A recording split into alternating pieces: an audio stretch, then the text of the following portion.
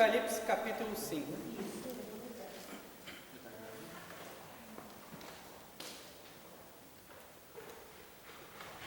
Esse texto aqui ele é muito profundo, na verdade.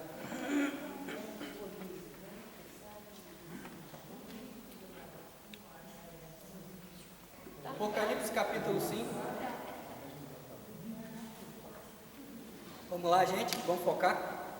O estudo começou. Hoje eu estou chato. A visão do livro selado com 7 selos e a do cordeiro.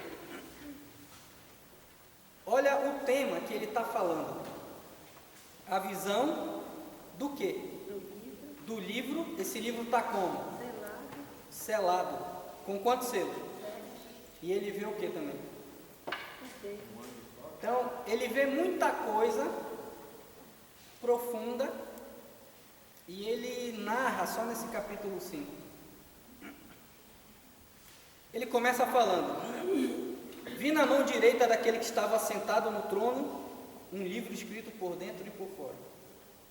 Primeiro ele vê uma figura sentada no trono. Ele viu, ele entrou na realidade. Eu só consigo ver algo espiritual quando eu entro na realidade de Deus. O que eu sempre falo para vocês: o ver, o ouvir e entrar no coração. É impossível eu tentar falar coisa espiritual para um crente carnal. Eu não perco tempo. A própria palavra já diz que não adianta, é perder tempo, porque não vai entender e é loucura. Jesus tentou conversar com Nicodemos, e era mestre em Israel, só que Nicodemos era carnal. Era carnal. Então, os mestres hoje, como é que eles vão edificar em cima do fundamento espiritual, que é a pedra de Sião, uma pedra na dimensão de Deus? Como é que eles vão entender a construção se eles também não andarem no Espírito? Então é crucial, Michel, tu que é mestre, está aqui no nosso meio, o Sullivan ainda não chegou, é crucial os mestres andar em espírito para edificação, ou pelo menos começar a praticar uma vida espiritual, oração, jejum. Jejum é crucial, gente. Jejum não é opção para quem quer andar no Espírito, não é opção não, é questão de sobrevivência sempre. Para que o jejum? Não é para obter uma bênção ou uma promessa. Ah, Deus, agora eu vou fazer jejum para Deus liberar o que eu estou orando. Não, o jejum não serve para isso. O jejum ele serve exclusivamente para mortificar minha carne, subjugar a minha alma que é vivente e liberar, ativar o meu espírito humano para ele começar a se comunicar com a realidade de Deus.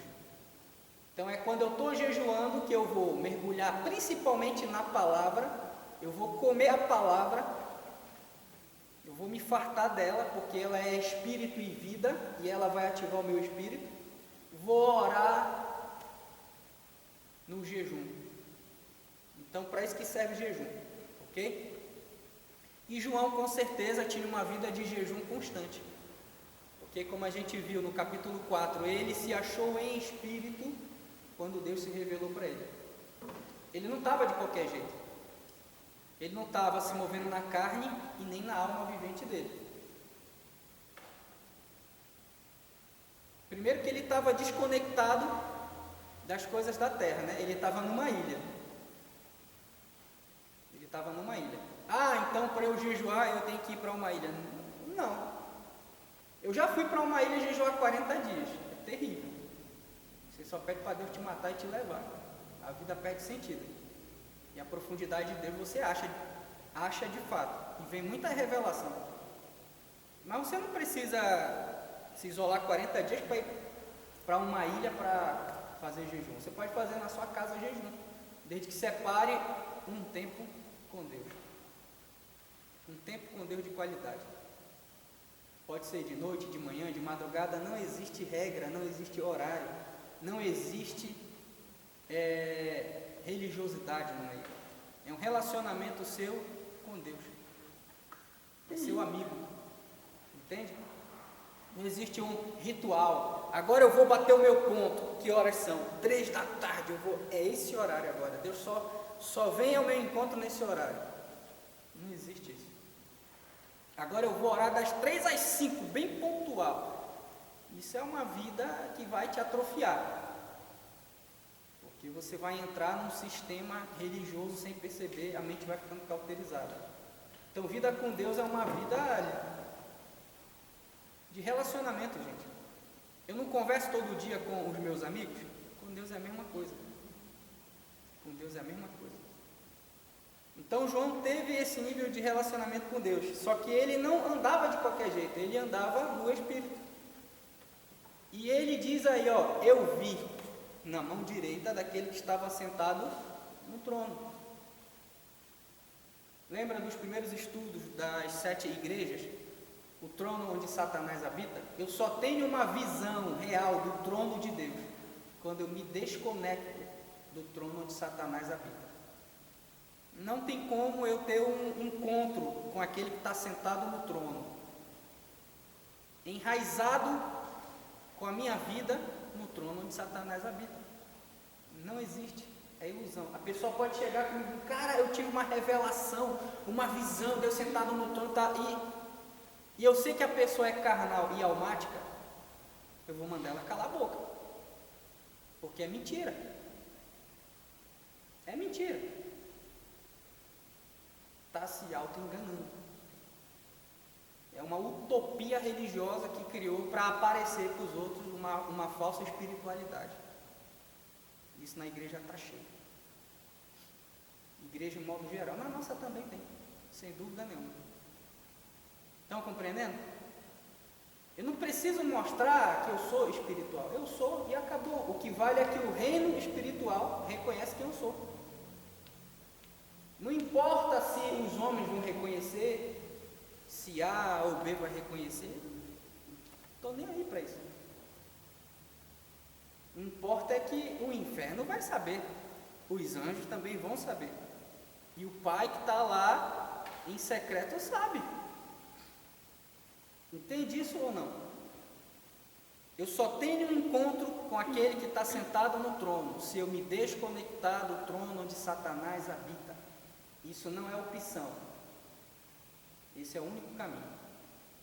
Porque é uma guerra de trono dentro de mim. Lembra do rei Uzias de Isaías 6? Isaías se desconectou do trono onde Satanás habita. Do trono do velho Adão. Ele estava preso no rei Uzias, na glória do homem. Ele era profeta do rei, não era profeta de Deus. E ele fala assim, na morte do rei Uzias, aquele que estava sentado no trono, eu vi o Senhor assentado no alto e sublime trono. A mesma coisa daqui, no capítulo 5. E quando ele vê aquele que está sentado no trono, o que ele se depara? Ele se depara com um acrisolamento. O anjo veio com brasa do altar e tacou fogo na alma dele. Ou seja, o fogo do acrisolamento de Deus é para me desconectar do trono onde Satanás habita. O meu velho Adão. O pó, a alma vivente. Enquanto houver pó em mim, enquanto houver alma vivente, eu ainda estou conectado no trono onde Satanás habita. É impossível eu ter uma revelação daquele que está sentado no trono. Não tem como, gente. É guerra de trono. É guerra de trono. Estão compreendendo? Não tem como. Ou é luz ou é treva. Ou eu estou conectado no trono, onde tem 4 seres viventes, realidade dos querubins. Ou eu estou conectado naquele trono de Daniel 7. No trono do anticristo dentro de mim. Eu não quero morrer, eu não quero cruz, eu não quero sofrer. É trono onde Satanás habita, o que alimenta a minha alma vivente.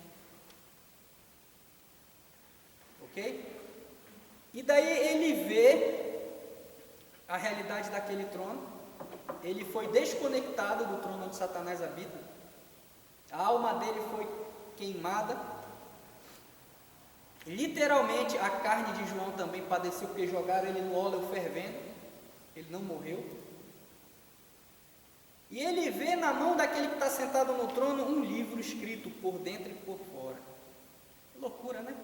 Um livro escrito por dentro e por fora. Eu nunca vi na vida um livro assim, não tenho nem ideia. Mas João viu um livro escrito por dentro e por fora.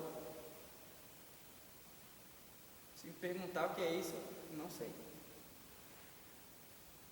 Mas eu creio que era um livro de profecias e de destinos proféticos.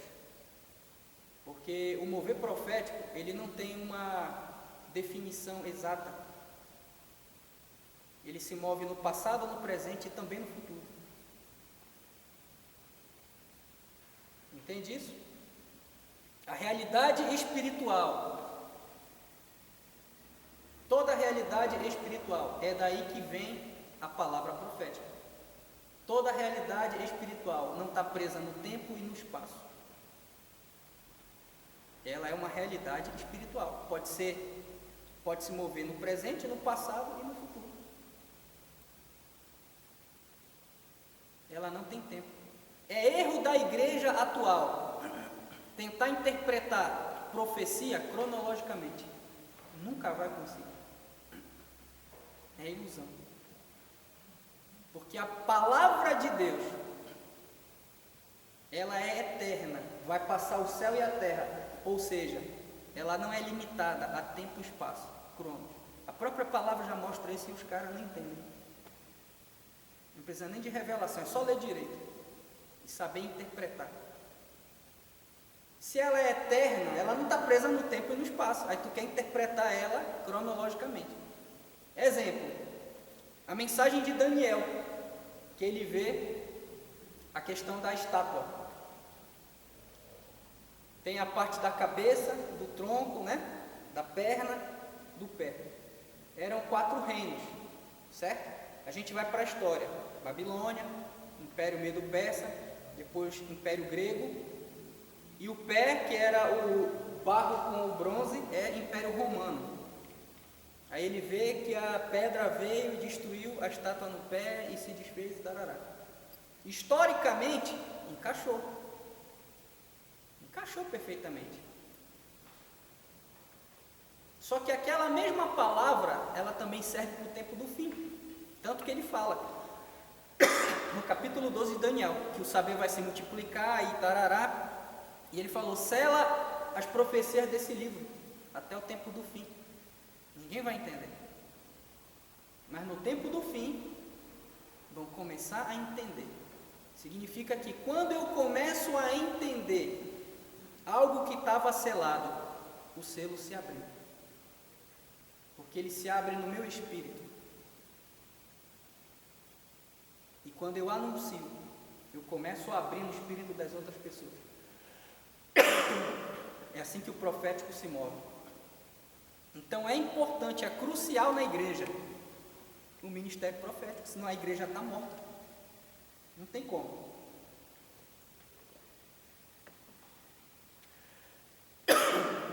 O ministério profético é o que mantém o candelabro da igreja acesa, gente. Se não tem a voz profética, o candelabro da igreja está apagado.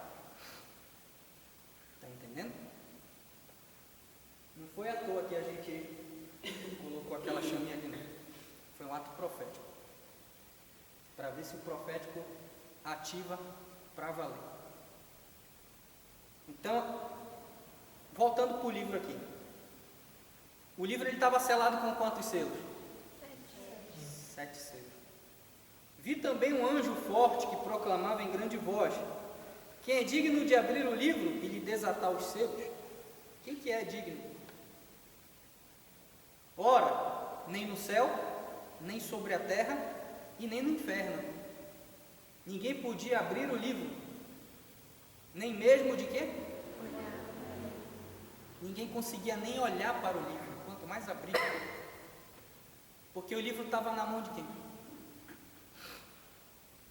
De Deus, no terceiro céu. Estava no terceiro céu, naquele trono lá. E eu chorava muito. Aí foi o laudo almático dele. Desesperado. E eu chorava muito porque ninguém foi achado digno de abrir o livro, nem mesmo de olhar para ele. A alma dele gritou, né? De repente. Todavia, um dos anciãos me disse: ancião na Bíblia é maturidade espiritual. Quando você lê ancião, significa maturidade espiritual. São os espirituais que andam em espírito, que não se movem na alma mais. Então, um dos anciãos se levantou e falou: ei, calma, velho, para de chorar, sai da alma. E o que um dos anciãos falou para ele? Não chores. Por que tu está chorando, velho? Eis que o leão da tribo de Judá, a raiz de quem? Venceu para abrir o livro e desatar os seus 7. Isso aqui a gente já viu na aula do candelabro, lembra? Os 7 Espíritos de Deus e tal. Então vi no meio do trono e dos 4 seres viventes, e entre os anciãos de pé, um cordeiro como tendo sido... Opa! Qual que é a chave para eu me desconectar do trono onde Satanás habita?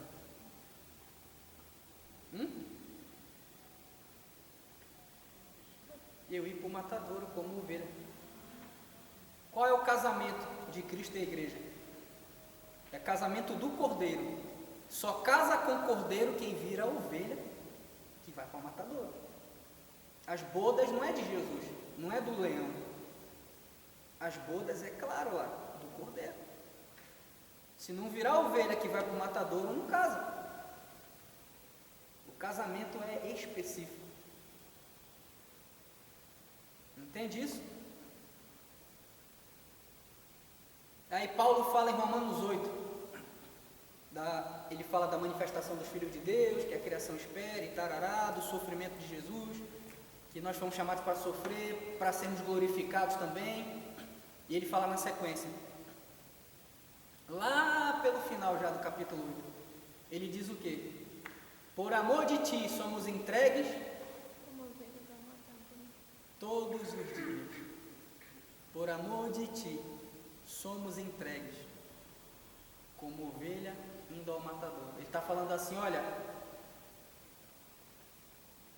o nosso amor, ele se fundamenta nisso, que o verdadeiro amor, que é o verdadeiro casamento, é entrega, é morte, é total. Eu paro de viver para viver tua vida. Isso é casamento. Casamento de Cristo e a igreja é o fundamento disso. Um morreu por todos, para que todos os que vivam não vivam mais para si mesmos, ou seja, um casamento estabelecido. Vivam por aquele que por eles morreu. Essa é a base do casamento. Não existe casamento sem essa base, sem esse condicionamento. Esse é o fundamento de Cristo e a igreja. Então eu só me desconecto do trono onde Satanás habita e me conecto no trono daquele que tem o livro quando eu viro ovelha que vai para o matadouro.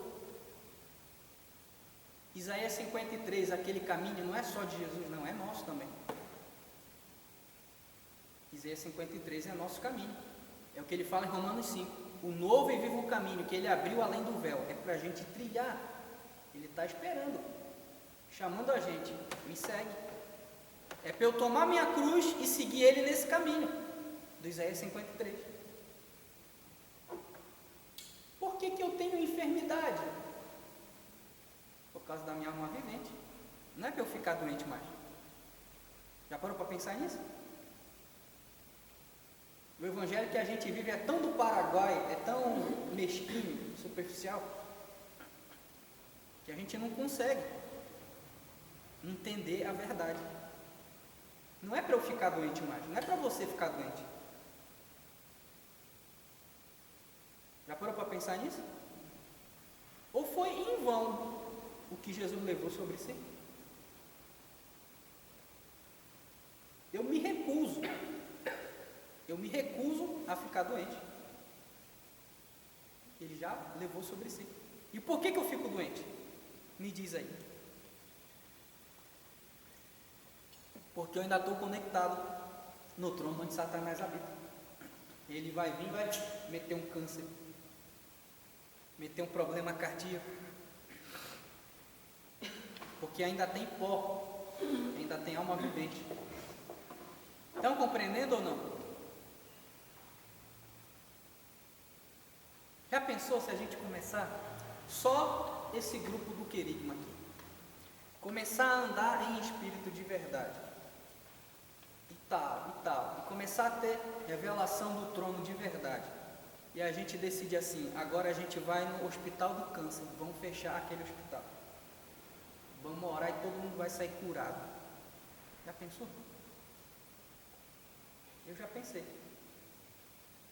Aí tem um dia que eu vou dar uma doida dessa. E a gente chega lá e sai curando aqueles meninos tudinho de câncer. Quantas almas que a gente não vai ganhar só ali? Imagina o alvoroço na cidade que ia ser. Estão compreendendo? E a gente vivendo um evangelho mesquinho do Paraguai, religioso, domingueiro. Isso não é igreja. Igreja era para estar lá fora curando, fechando o hospital de câncer, fechando funerária na cidade, destituindo o corrupto do poder, colocando os seus representantes lá. E a igreja não entende quem que ela é. A gente não entende que a gente ainda quer viver o nosso Adão velho, o nosso pó. E o nosso pó, o nosso Adão velho, ele está condenado à morte. Ele está condenado à enfermidade. Ele está condenado a se estrepar todo. Deus condenou o pecado no velho Adão, na carne. O que está trilhado para mim, um novo e vivo caminho, é na realidade do segundo Adão. Só que a semente do velho Adão tem que cair na terra e morrer, para eu me conectar no trono e me desconectar do trono que Satanás habita, o velho Adão. Porque o velho Adão é que sustenta o trono onde Satanás habita. O pó é alimento da serpente. O homem veio do pó. A base do trono da rainha dos céus, em Isaías 47, ela se assenta sobre o pó, sobre o velho Adão.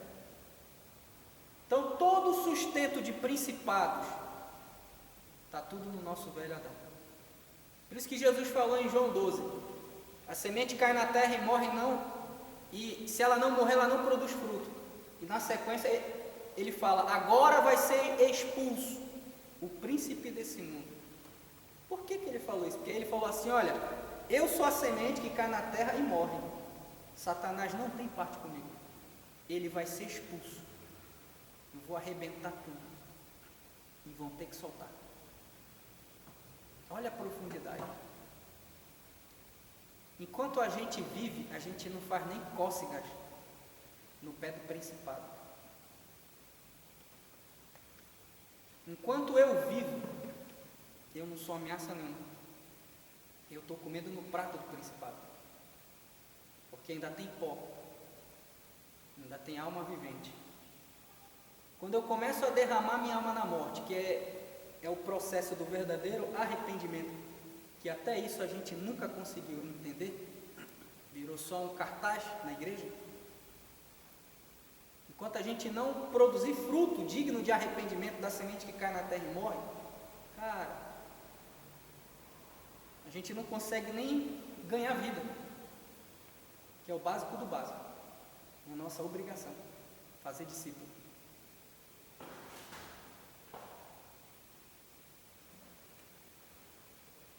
Se eu não me tornar um cordeiro que foi morto,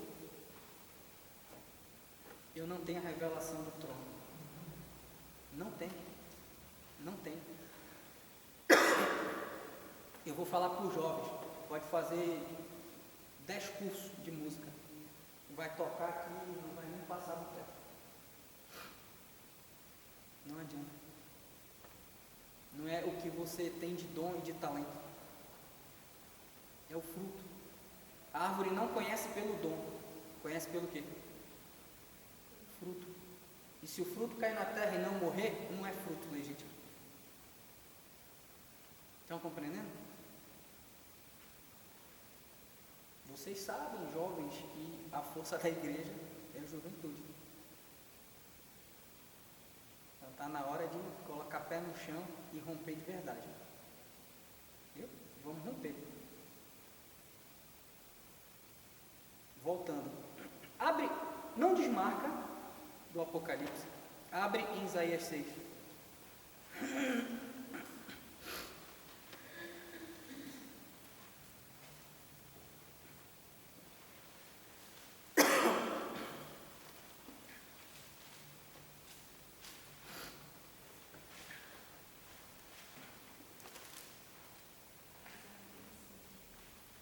Visão de Isaías e seu chamado.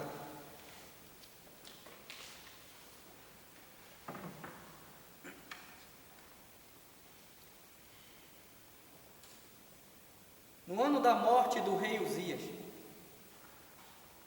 ele viu o quê? Sim. A mesma coisa que João viu, Isaías também viu. Eu preciso ver aquele que está sentado no trono.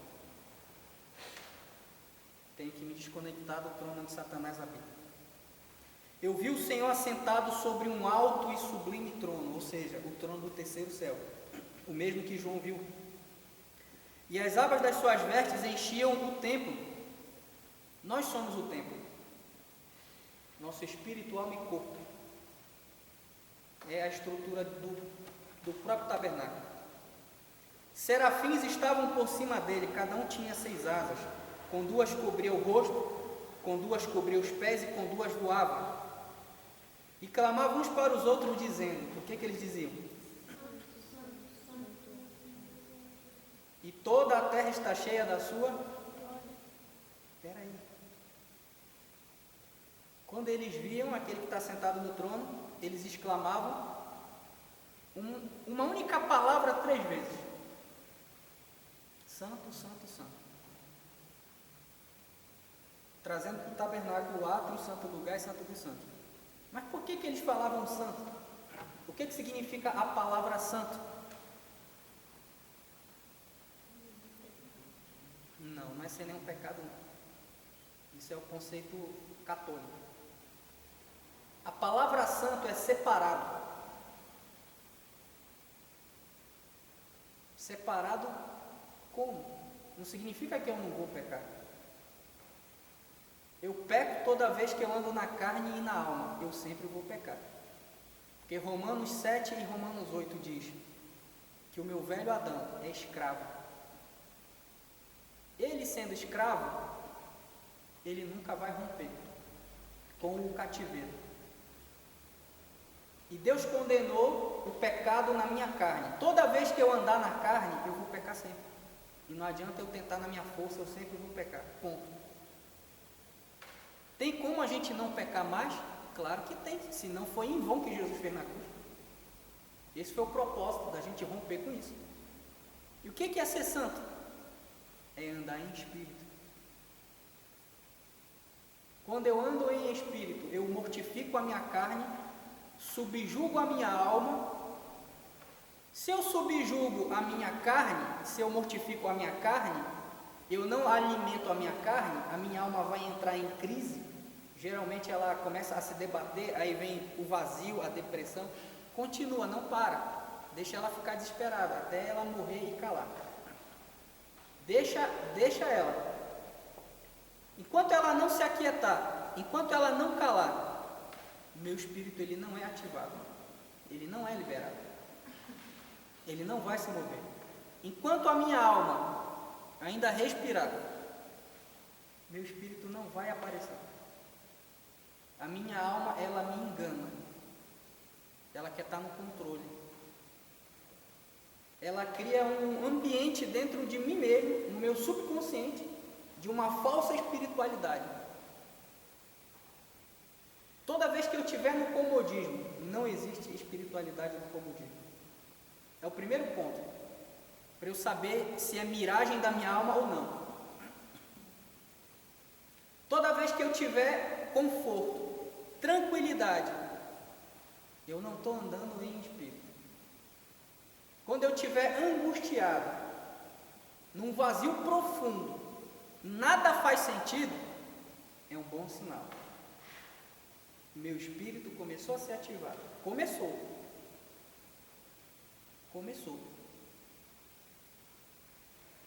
Quando Jesus fala para aborrecer a vida de vocês na terra, é isso. A minha alma fica perplexa. Como é que fala? Perplexa. Desesperada. Ela não quer morrer, ela não quer perder o controle. Onde é que se move o esquema rainha do céu? Numa personalidade manipuladora. A alma. Se mata a alma, acaba. É mais inteligente a gente parar de ficar gastando tempo com cura de alma do que pegar a alma e matar logo. É mais inteligente matar logo a alma. Porque aí não tem dor mais. Não tem mais amargura, ódio, ira. Morreu. Não vai sentir dor mais. Entende? Santo é andar em espírito.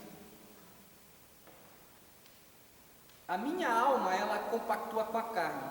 A carne está entrelaçada com a alma.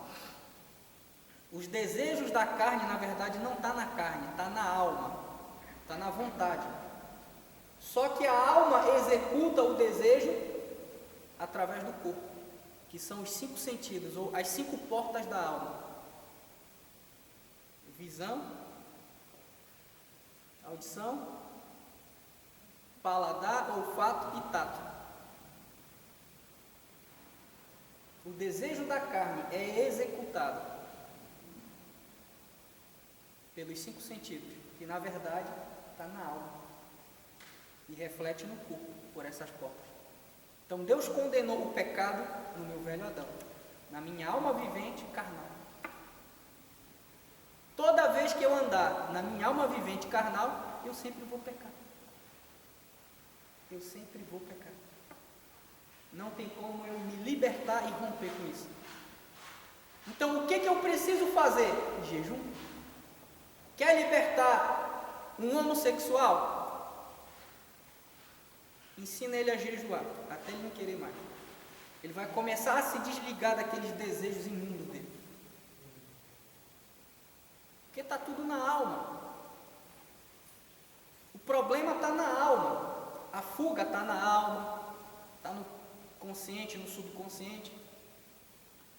O jejum vai subjugar a minha alma. Eu vou cortar a fonte de Satanás. Ele é inimigo do quê? Da nossa alma. Ele explora a alma. Por isso que fala: transformem a mente de vocês. O que é mente? É a alma. A alma é mente, que é o psique, emoções, que são os sentimentos, e vontade. Só na mente tem o consciente, subconsciente e inconsciente. Só na mente. Só numa parte da alma tem outros leques que vão se abrindo. Então, se eu subjugo a alma, acabou. O problema está todo na alma. Por isso que ele é inimigo da alma. Entende isso?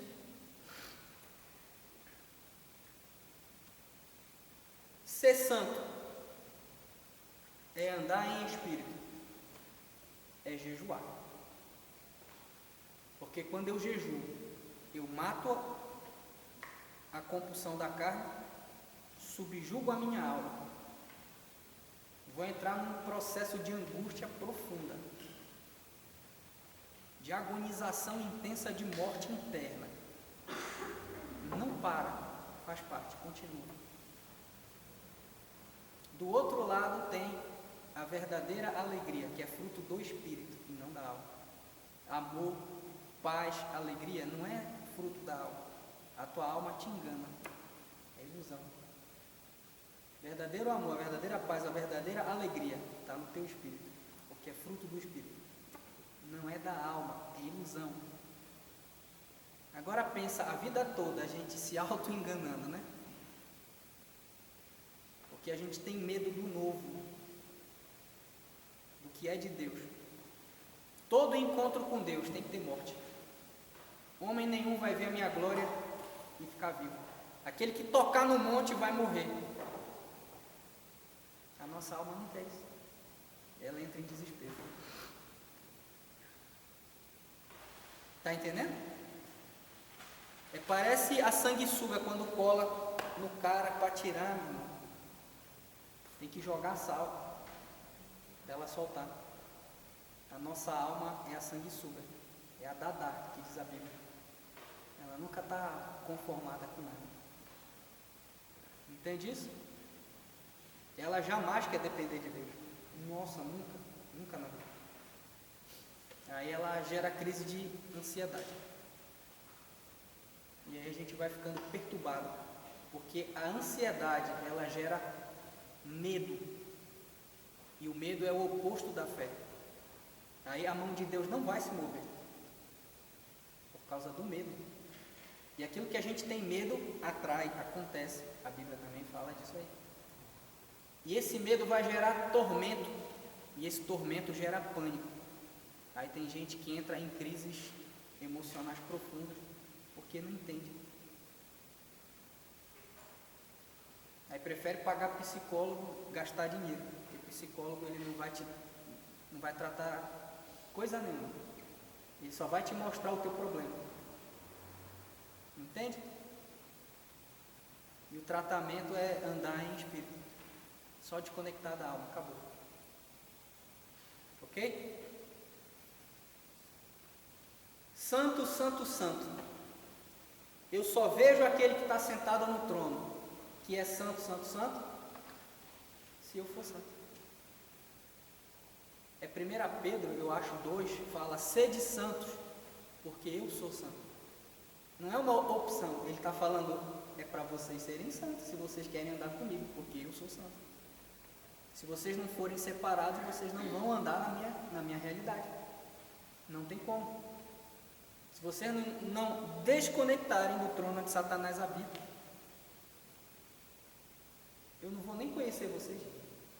Senhor, em teu nome nós curamos os enfermos. Em teu nome, Senhor, toda terça-feira na IAPV tinha culto de libertação, expulsei todos os demônios que estavam lá. Nossa, Senhor. Quem são vocês? Não conheço vocês. Eu não quero que ele fale para mim isso não. Entende? Não é o meu talento, não é o meu dom, é o fruto. É isso que vale. É o fruto que vale. E se a semente cair na terra e não morrer, não tem fruto. É ilusão. Continuando. Verso 4. Não, perdão. Ele fala, santo, santo, santo, é o Senhor dos exércitos. Por que Senhor dos exércitos? Ele fala de guerra. Ele fala de conquista de território. Senhor dos exércitos. Ele é um Deus que está sentado no trono, mas ele é de guerra. Ele quer desbaratar os inimigos dele. Só que eu não dou conta da minha vida, quanto mais da minha cidade, né? Eu sou tão egoísta que eu estou preocupado no meu problema. É por isso que eu não ganho vida, é por isso que eu não discipulo vida. Porque o meu problema é um bicho de 7 cabeças. Meu irmão, tu vai morrer no teu problema, por causa do teu egoísmo. Lembra de Jó? Jó, quando se desligou do problema dele, ele rompeu. Deus fez ele prosperar de novo. Ele parou de olhar para o umbigo dele. E intercedeu por aqueles que perseguiam ele. E era amigo dele, né? Tacava o pau nele. Enquanto eu estou preso no meu ventre, eu estou preso no trono onde Satanás habita. O meu ego é trono onde Satanás habita. O meu egoísmo é trono onde Satanás habita. O meu mimimi é trono onde Satanás habita. Os meus mimos é trono onde a rainha do céu e o Satanás habita. Estão entendendo? Eu tenho que traduzir mais ainda. Como que eu vou me mover na dimensão de Deus e proclamar o reino dele se eu não estou no reino dele? Eu estou conectado no trono onde Satanás habita, então eu ainda estou preso no império das trevas. Eu não consigo ser luz. Eu não estou iluminando nada. Olha a cidade como que está.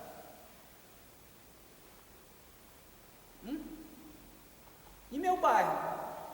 E minha família? Não estou iluminando nada. Não estou. Quer ver um grande exemplo? Ninguém dava nada para o Bruno. O Bruno era o mais pecador do nosso meio. A galera tacava a pau, aquele Bruno é carnal.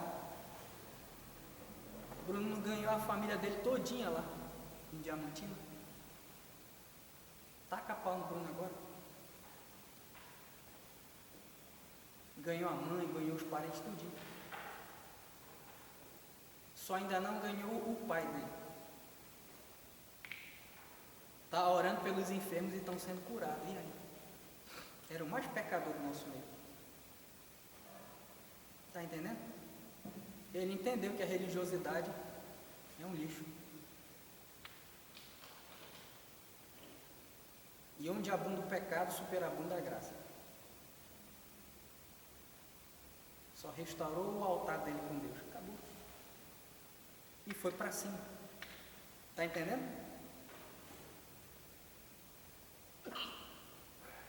E nós que somos tão santos, daqui a pouco a gente está falando santo, santo, santo sou eu, né? Toda a igreja está cheia da minha glória. Eu sou muita unção. E o cara pecadorzão lá está fazendo um estrago no norte sozinho. E a gente aqui uma muvuca. Vergonha. Está entendendo?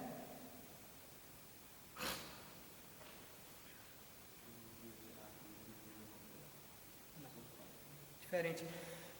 Vou voltar para gravar aqui que eu esqueci. Voltando. Isaías 6, 4 agora. Não, perdão, ainda tem mais uma partezinha no trecho. E ele fala, e toda a terra está cheia do quê? Toda a terra está cheia da glória dele? É uma verdade. É uma realidade. Só que essa realidade tem que acontecer em cada cidade. Na nossa cidade, a glória dele está enchendo a cidade? Não está enchendo nem a nossa vida, né? Vamos ser sinceros. Não está enchendo nem o lugar onde a gente se congrega. Toda a terra tem que estar cheia da glória dele. Isaías 40, lembra disso? Toda a carne vai ser impactada pela glória de Deus. Qual que é o processo? O mesmo processo. Eu como ovelha morta. Aqueles 4 processos da voz do que clama no deserto, traduzindo, eu, a ovelha morta. A voz ela clama no deserto. O deserto é o lugar de desintoxicação de mim mesmo, dos meus gigantes, do eu, o Eteu, o Eveu, o Jebuseu, é algo dentro de mim. Não tem ninguém no deserto, não tem olhares humanos para me ver, não vai ter ninguém para ver a minha glória, não vai ter ninguém para eu querer chamar a atenção. No deserto, ou eu venço a rejeição, ou eu venço a rejeição. Eu não preciso de olhares humanos, porque no deserto não tem ninguém. É lá que eu vou ouvir a voz que está clamando no deserto. E ela está clamando para eu preparar o quê? O meu caminho. Prepare o caminho seu. Vai lá, o seu plano, o seu projeto. Ei, você vai ser abençoado. Prepare. A voz não está clamando isso. Ela está clamando o quê? O caminho do Senhor. E no Isaías 53, para eu preparar o caminho do Senhor, do Isaías 40, o 53 diz que eu, como ovelha desgarrada, segui o meu próprio caminho. Então, quando eu sigo o meu próprio caminho e não preparo o caminho do Senhor, eu sou ovelha desgarrada, eu não estou indo para o matadouro. Como é que eu estou no reino? Está entendendo? Isso é discernir o corpo que Paulo fala, quando eu vou sentar na mesa do cordeiro para tomar da ceia. Eu estou morrendo? Ou eu estou seguindo o meu caminho e estou sendo ovelha desgarrada? Para que eu vou tomar do cálice de morte? Eu estou mentindo. Eu não estou mergulhando na morte dele pelo batismo. Eu estou vivendo a minha vida ainda. Eu não estou discernindo o corpo, o pacto, a aliança. Eu ainda vivo. Eu não sou digno de sentar na mesa do cordeiro e casar com ele. É o que Paulo está tentando ensinar para a igreja religiosa, que era acostumado a ritual litúrgico de ceia, todo segundo domingo do mês. Está entendendo? Não é aparência, gente. Não é aparência. O reino espiritual, ele não está nem aí para aparência. Ele não está vendo aparência nenhuma. O reino espiritual, ele está vendo realidade.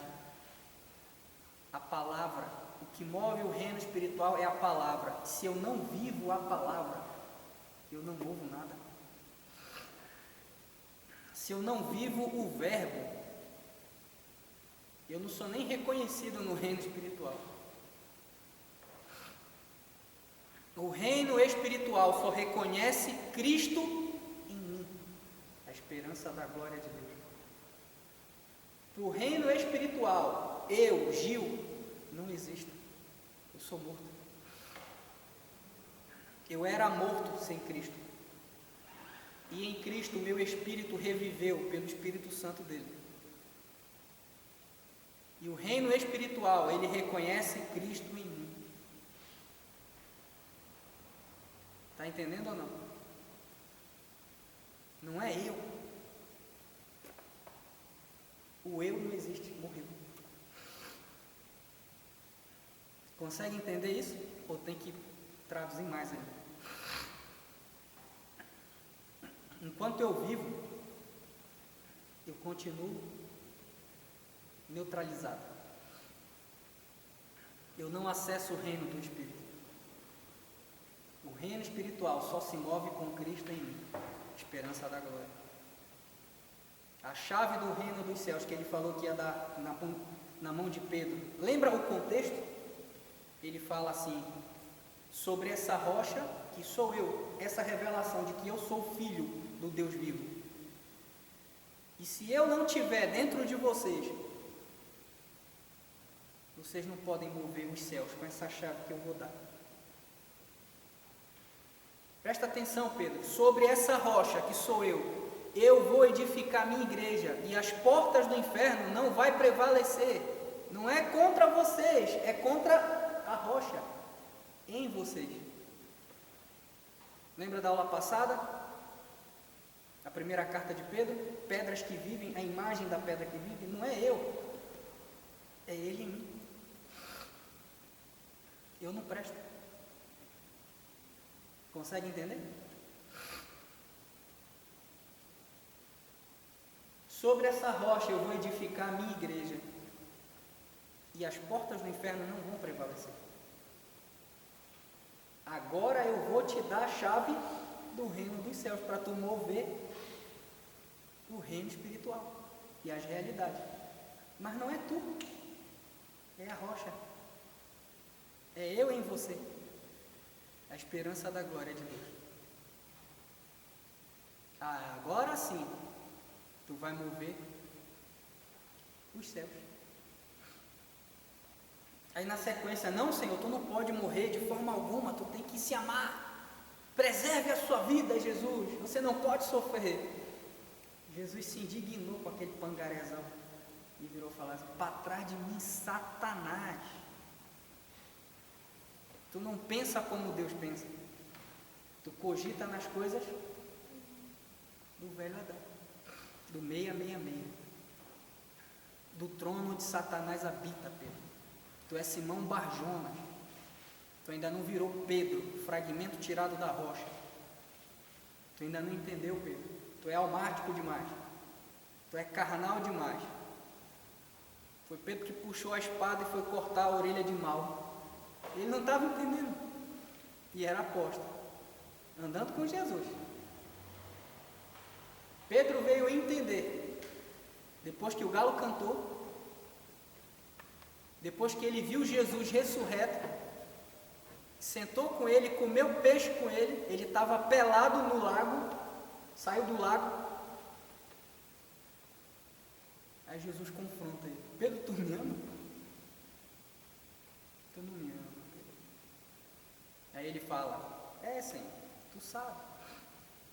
Apacenta as minhas ovelhas. Jesus está falando assim: cara, se tu não for ovelha, indo para o matadouro, tu ainda está preso no trono onde Satanás habita. Eu tenho que ter a visão do cordeiro que foi morto.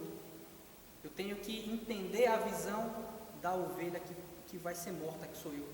Tu me ama, Pedro? Apacenta a minha ovelha. A segunda vez a mesma coisa. A terceira vez, tu me ama? Apacenta os meus cordeiros. Jesus falando assim: quando tu entender que tu tem que ver o cordeiro, a ovelha que vai morta, tu vai te converter, Pedro.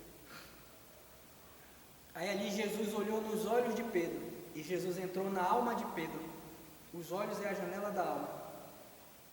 E Jesus, com os olhos como chama de fogo dele, entrou com fogo na alma de Pedro e arrebentou tudo. Dali para frente Pedro se converte, porque aquele que batiza com fogo pegou Pedro de jeito. Aí uma